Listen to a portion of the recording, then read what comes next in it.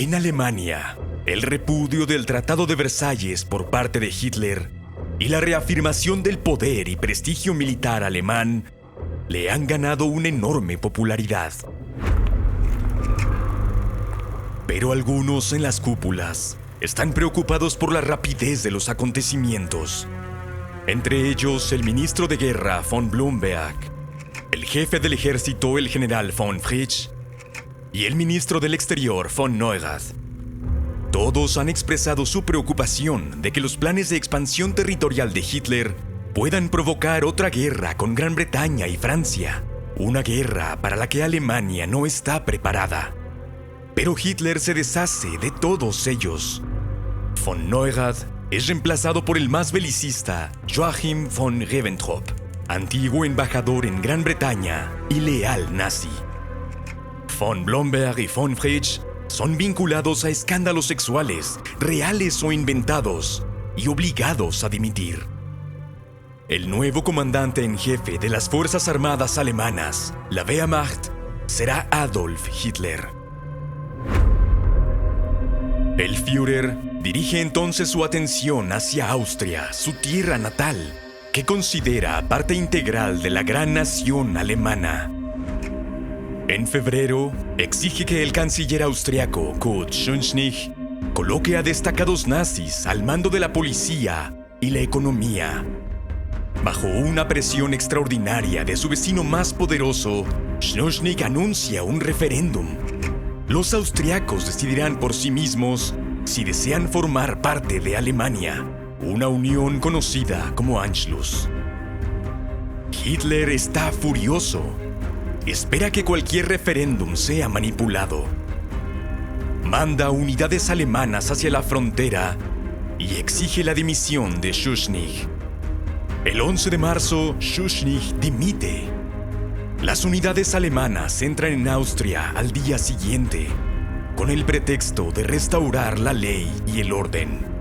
Las unidades austriacas reciben la orden de no resistir por el nuevo canciller Arthur Seyss-Inquart, líder del partido nazi austriaco. La cuestión del Anschluss divide amargamente a Austria.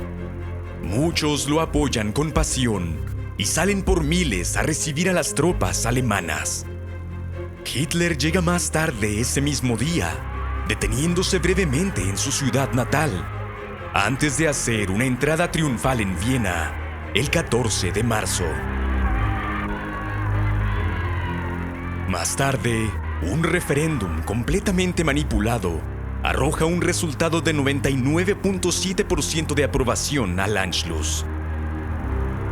Lejos de las celebraciones, los nazis comienzan a detener a opositores políticos, incluido el ex canciller Schuschnigg, quien pasará los siguientes 7 años en un campo de concentración. Los judíos vieneses son perseguidos por los nazis austriacos, ayudados por los invasores alemanes. Varios son asesinados. A otros se les obliga a limpiar consignas antinazis en las calles, frente a multitudes que se burlan. Gran Bretaña protesta, impotente, y también lo hace Francia, aunque en medio de una crisis por la caída de otro gobierno. La única potencia que podría haber intervenido de forma significativa es Italia. Después de todo, fue Mussolini quien había impedido el intento de anexión de Hitler en 1934.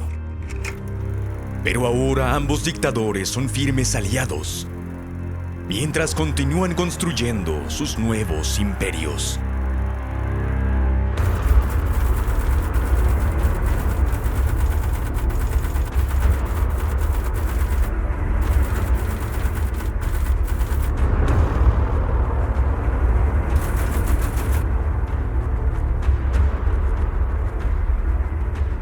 Para mayo del 38, Estados Unidos ya está lo suficientemente alarmado por el ataque de Japón a China y por la amenaza de guerra en Europa como para rearmarse.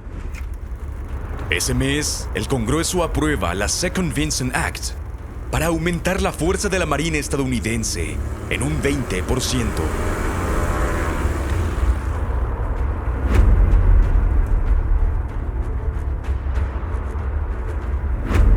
Hitler, mientras tanto, fija su siguiente objetivo, tal como se describe en el Memorándum Hossbach de 1937, Checoslovaquia. Más de 3 millones de alemanes étnicos viven en regiones del país, al que llaman los Sudetes. Muchos desean unirse a Alemania. Hitler pretende lanzar una guerra corta para incorporar a estos alemanes al Reich, al tiempo que pone a prueba a su nuevo ejército y destruye Checoslovaquia, a la que considera una nación artificial creada por el Tratado de Versalles. En teoría, Francia y la Unión Soviética han prometido defender a Checoslovaquia de un ataque. La postura de Gran Bretaña es más ambigua.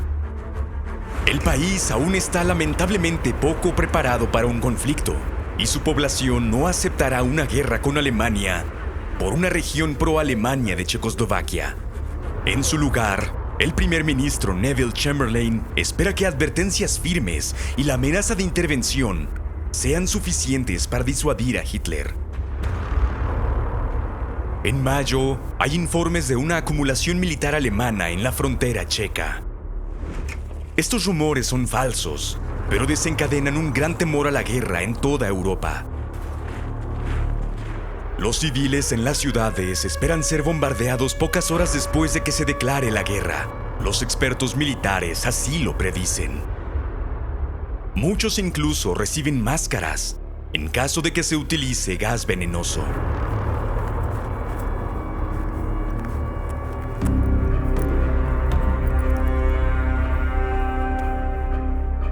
La crisis continúa ese verano, mientras el ejército alemán se prepara para el Caso Verde, un ataque contra Checoslovaquia programado para principios de octubre.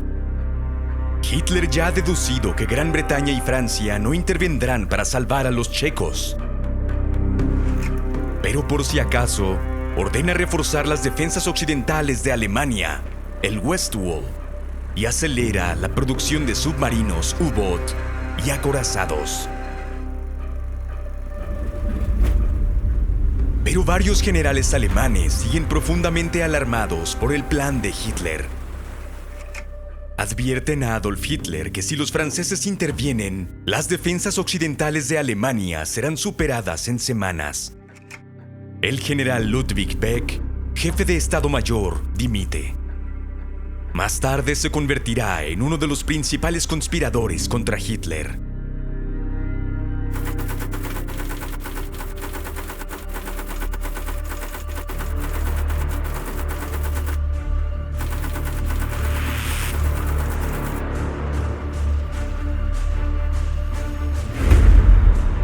Para septiembre, las fuerzas alemanas se están movilizando en la frontera checa.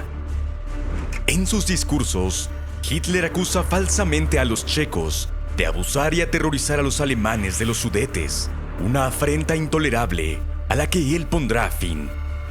Deutschland nicht bereit ist, dem Leid und Leben einer Summe von 3,5 Millionen Volksgenossen gegenüber gleichgültig zu sein und an ihrem Unglück keinen Anteil mehr zu nehmen.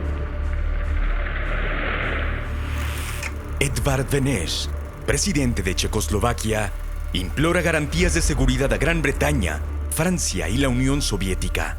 Los checos están ampliamente superados en número por los alemanes, pero cuentan con sólidas defensas en el oeste y lucharán si reciben apoyo de sus aliados. En lugar de ello, Gran Bretaña y Francia ignoran las ofertas de cooperación soviética y le dicen a Beneš que debe hacer grandes concesiones a Hitler para salvar a Europa de la guerra. Pero no hay concesión que Beneš pueda hacer que satisfaga a Hitler ni a los alemanes de los Sudetes, quienes avivan la crisis en su nombre. Con Hitler aparentemente decidido a la guerra, Neville Chamberlain da un paso sin precedentes. Dejando de lado a los franceses, vuela personalmente a Alemania para reunirse con Hitler en su retiro montañoso en Baviera, el Beerhof. Está decidido a resolver pacíficamente la cuestión de los Sudetes y evitar que escale hacia una guerra europea, un desenlace temido por la mayoría en Gran Bretaña, Francia y Alemania. Tensas negociaciones culminan 2 semanas después en una conferencia en Múnich. Gran Bretaña, Francia, Alemania e Italia están representadas. Checoslovaquia y la Unión Soviética no. Finalmente, Hitler se ve obligado a retroceder en su amenaza de acción militar. El acuerdo final cede los Sudetes a Alemania, mientras que Hitler declara que no tiene más demandas sobre el territorio checo. En las semanas siguientes, tanto Hungría como Polonia aprovechan las dificultades de Checoslovaquia para hacer valer sus propias reclamaciones. Polonia ocupa Transolza, con su numerosa población polaca, mientras Hungría recupera antiguos territorios en el sur de Eslovaquia. Chamberlain y el primer ministro francés Daladier son recibidos en casa como héroes, los hombres que han salvado a Europa de la guerra. Pero su política de apaciguamiento se basa en una interpretación fatal del carácter y las intenciones de Hitler. Esperan que respete los compromisos asumidos en Múnich.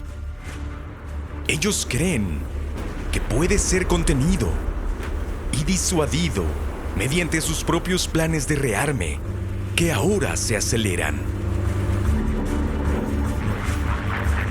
En realidad, Hitler está furioso por haber sido privado de su pequeña guerra en Checoslovaquia. Y la próxima vez, seguro de la debilidad de Gran Bretaña y Francia, insistirá en un resultado militar.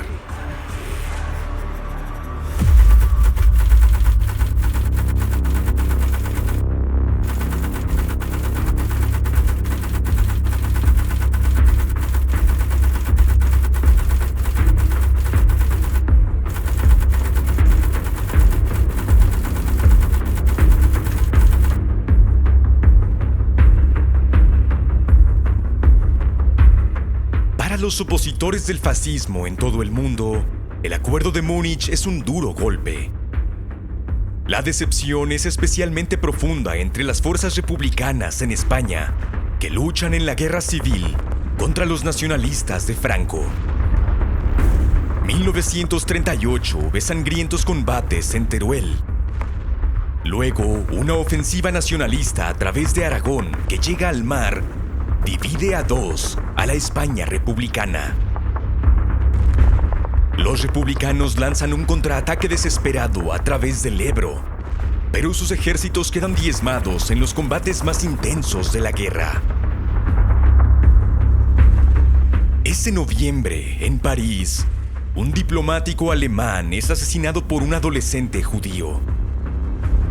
2 noches después, en Alemania, los nazis responden instigando un pogromo a escala nacional. Los judíos, sus negocios, sinagogas e incluso cementerios son atacados.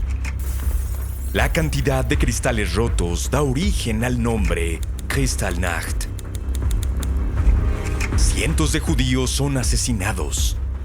Alrededor de 30.000 hombres judíos son arrestados y retenidos en campos de concentración por semanas. La violencia y el vandalismo son ampliamente reportados por periodistas extranjeros. En todo el mundo se denuncia la barbarie nazi y Estados Unidos retira a su embajador.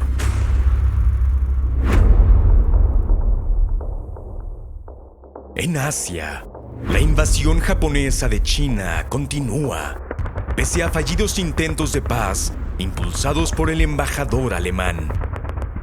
En marzo, el Parlamento japonés aprueba una ley de movilización general del Estado, otorgando al gobierno un control casi total sobre la economía, la industria y los medios para satisfacer las necesidades de guerra. Esa primavera hay intensos combates alrededor de Suzhou, mientras los japoneses intentan consolidar su avance y tomar control del vital ferrocarril norte-sur. Los combates son feroces, con alrededor de 1 millón de soldados implicados.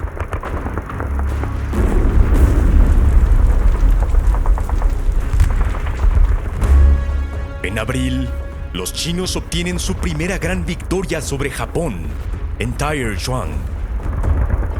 Es un gran impulso moral, pero las fuertes pérdidas y la amenaza de cerco obligan a los chinos a retirarse hacia el sur. La siguiente batalla se librará por Wuhan. Para frenar el avance japonés, el líder chino Chiang Kai-shek toma una decisión extraordinariamente brutal. Da la orden de abrir los diques para inundar deliberadamente la cuenca del río Amarillo. La población civil no recibe ninguna advertencia. Como consecuencia directa, se estima que 900,000 campesinos chinos pierden la vida por ahogamiento, hambre o enfermedades. 4 millones se convierten en refugiados. Es el desastre provocado por el hombre más destructivo de la historia.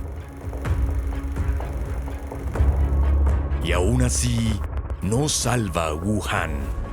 Durante 4 meses, la mayor y más sangrienta batalla de la guerra sino-japonesa se desata. Casi 1.3 millones de soldados son absorbidos por los combates. Los chinos cuentan con superioridad numérica, pero los japoneses cuentan con mejor entrenamiento y armamento, incluyendo gas venenoso. Las pérdidas de ambos bandos por combate y enfermedades son enormes y difíciles de calcular. En octubre, los japoneses desembarcan en Cantón y toman la ciudad con escasa resistencia.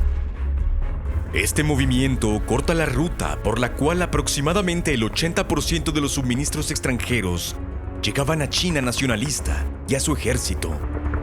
También reduce el valor estratégico de Wuhan, que finalmente cae en manos japonesas ese mismo mes. Pero la tenaz defensa china compra tiempo para que Chiang retire sus fuerzas supervivientes hacia el oeste, hacia su nueva capital, Chongqing. Aquí están protegidos por cadenas montañosas y la inmensidad del interior chino. Japón ahora ocupa las principales ciudades de China y controla aproximadamente el 87% de la capacidad productiva del país. Pero sus conquistas han tenido un costo enorme en hombres y recursos. Y no hay señales de una rendición china inminente. El ejército imperial japonés se alarma al encontrarse atrapado en un estancamiento militar en un país vasto, atacado por guerrillas nacionalistas y comunistas y enfrentando enormes problemas logísticos. Están desesperados por encontrar algún medio para poner fin a la guerra. Porque hacia el norte, temen que pronto tendrán que enfrentarse a un adversario más peligroso, la Unión Soviética. Las tensiones fronterizas han ido en aumento por años. Ese verano estallan combates en el lago Hassan, dejando cientos de muertos en ambos bandos. En 1939 será guerra a gran escala. Un enorme agradecimiento a nuestro consultor de la serie, el historiador de la Segunda Guerra Mundial, Richard Overy. Gracias como siempre a nuestros patrocinadores de Patreon que hacen posible este canal. Desde constructores como Cody Anderson, Griffin Smith y Vinith Narayanan, y ciudadanos como Anton J. M. Lunen, Maxim y Terry, y héroes como Matt Kay. Ahora tú también puedes formar parte de nuestras filas como pequeño cabo. Nuestros valiosos miembros del canal, que obtienen acceso anticipado y sin anuncios a nuevos videos, insignias de lealtad y emojis. Haz clic en el enlace para unirte. Si el video te gustó, no olvides compartirlo, darle like y suscribirte a Historia Épica.